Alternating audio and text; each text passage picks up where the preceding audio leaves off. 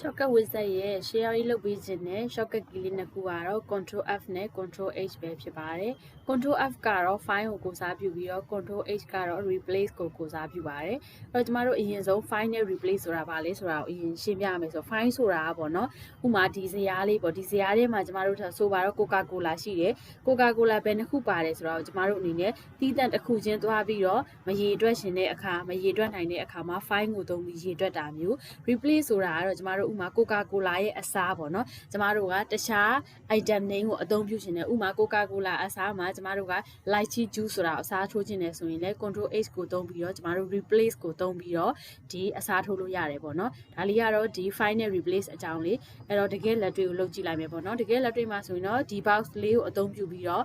ဒီ file နဲ့ replace ကိုလုပ်ပြပေးသွားမှာပေါ့နော်အဓိကတော့ item name ကိုအသုံးမယ်ပေါ့နော်ပထမဆုံးတော့ file ပေါ့နော် control F keyboard ကနေပြီးတော့ control F လေးကိုနှိပ်ပေးရမယ်ဒီလို box လေးကြာလာတယ်ဆိုလို့ရှိရင်ဒီမှာဒီ tab လေးမှာ file tab လေးမှာ auto ပေါ်နေတယ်အဲ့ဒီခါမှာ file what ပေါ့နော်ကိုကဘာကိုရှာချင်တာလဲရှာချင်တယ်ဆိုရင်ကျမကတော့ပထမဆုံးအနေနဲ့ဒီ lychee juice ဆိုတာဘယ်နှခုရှိလဲပေါ့နော်ဒီဇယားထဲမှာက lychee juice ရဲ့ item name ကအမျိုးအရေအတွက်ဘယ်နှခုရှိလဲဆိုတာရှာမယ်ဆိုလို့ရှိရင်အဲ့တော့ကျမကဒီတိုင်းကိုပါကိုတစ်ခုချင်းစီကောက်မလုပ်ဖ ೇನೆ ဒီဟိုပါပေါ့နော် shortcut key ကိုသုံးပြီးတော့ရှာမယ်အဲ့တော့ lychee juice ဆိုတာလေးကို copy ကူးပြီးဒီထဲမှာထည့်မယ်ထည့်ပြီးတော့ find next နဲ့ရှာမယ်ပေါ့နော် find next နဲ့ရှာလို့ရှိရင်ဒီမှာ lychee juice ဆိုတာလေးက select တစ်ခုပြလာပြီးအဲ့ဒီဟာကို color လေးနဲ့မှတ်ထားမယ်ဒါ lychee juice 1ပေါ့နော်နောက်တစ်ခုကကြတော့ lychee juice 2နောက်တစ်ခုကတော့3နောက်တစ်ခု lychee juice က4နောက်ထပ် lychee juice တစ်ခုရှိသေးလား5နောက်ထပ်ရှိသေးလားထပ်ချမယ်ပေါ့နော်အဲ့တော့မရှိတော့ကျမတို့ lychee juice ကစုစုပေါင်း5ခုရှိတယ်ပေါ့နော်အဲ့တော့ lychee juice အပြင်ကိုကျမတို့ကနောက်တစ်ခုထပ်ရှာအောင်မယ်surprise ဆိုတဲ့ item တစ်ခုသွားရှာမယ်ပေါ့နော် surprise ကဘယ်နှခုရှိလဲပေါ့နော်ဒီလိုမျိုးkeyboard ကနေစာရိုက်ပြီးတော့လဲရှာဒီထဲကိုရေးလို့ရတယ်လို့ဒီ surprise ကိုလည်း copy ကူးပြီးတော့ခြာလို့ရတယ်ပေါ့နော်အဲ့တော့ပထမဆုံးဒီမှာ surprise လို့ရိုက်လိုက်တယ် find next ကိုနှိပ်မယ် find next ကိုနှိပ်ရင် surprise ရှိတဲ့နေရာလေးကိုလာပြမယ်အဲ့တော့ color လေးကွဲသွားအောင်တခြားအရောင်လေးသုံးလိုက်မယ် surprise တစ်ခုရပြီနောက်ထပ် surprise 2ခုနောက်တစ်ခုက surprise 3ခုပေါ့နော်နောက်တစ်ခုက surprise 4ခုနောက်ထပ်ရှိသေးလားဆက်ကြည့်မယ်နော်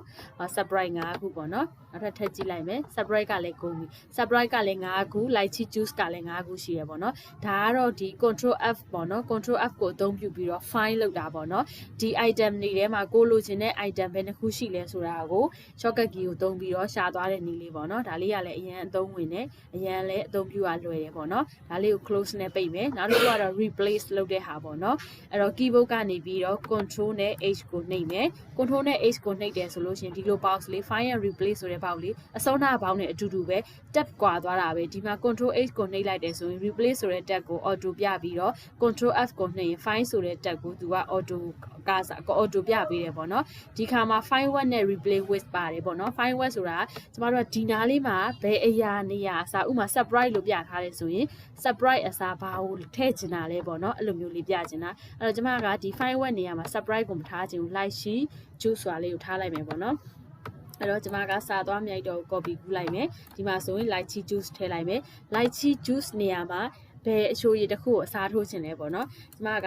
အာရှပေါ့နော်အာရှကန်ဆိုတာလေးကိုအစားထိုးခြင်းနဲ့အဲ့တော့ lychee juice ကဒီမှာဆိုရင်9နေရာရှိရပေါ့နော်9နေရာတီးတီးရှိတယ်အဲ့9နေရာကိုကျမကဒီမှာဆိုလို့ရှိရင်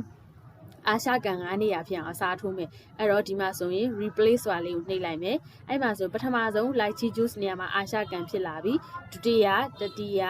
4ခုမြောက်5ခုမြောက်ပေါ့နော်အဲ့တော့ lychee juice 5ခုလုံးကအာရှကန်ဆိုပြီးဖြစ်သွားတယ်ဒါက replace ကိုတစ်ခုချင်းလုပ်ပြရတဲ့ဟာပေါ့နော်နောက်တစ်ခုကဒီမှာ surprise ပေါ့နော်အဲ့ surprise နေရာကိုကျွန်မက surprise နေရာကို lychee juice နဲ့အစားထိုးမယ်ပေါ့နော်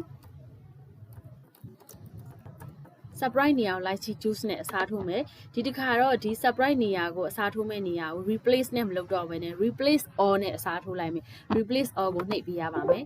အဲ့ဒါဆိုလို့ရှိရင် all done we make 5 replacement ဆိုတာ surprise ကဒီမတိုင်ခင်က5ခုရှိတယ်အဲ့ surprise 5ခုနေရာမှာ lychee juice ဆိုပြီးတော့5ခုဖြစ်သွားတယ်လို့သူကဆိုလိုချင်တာပေါ့နော်အဲ့ဒါလေးက okay ဆိုရင်ကျမတို့ okay ပေးလိုက်မယ်ဒီမှာဆိုရင်ကျမတို့ပြန်သွားကြည့်မယ်ဆိုရင် lychee juice ကလည်း5ခုဖြစ်နေတယ်ပေါ့နော်ဒီမတိုင်ခင်တုန်းကကျမတို့က lychee juice နေရာမှာ surprise လို့ဖြစ်ခဲ့တယ်အဲ့တော့ဒါကတော့ replace ရဲ့အသုံးလေးပေါ့နော် final replace ကကျမတို့ဒီတကယ်ကိုအသုံးဝင်တဲ့ shortcut key လေးတွေလည်းဖြစ်တယ်တကယ်အသုံးဝင်တဲ့အရာလည်းဖြစ်တယ်ပေါ့နော်အဲ့တော့ဒီဟာလေးကိုစမ်းပြီးတော့လုပ်ကြည့်ဖို့အကြံပြုချင်ပါတယ်ကျေးဇူးတင်ပါတယ်ရှင်ပထမဗီဒီယိုမှာပေါ့နော် control F အသုံးကိုပြောသွားတယ် control F ကိုမှတစ်ခုချင်းခြာတာကိုပြောသွားတယ်ပေါ့နော်ဒါပေမဲ့ဒီ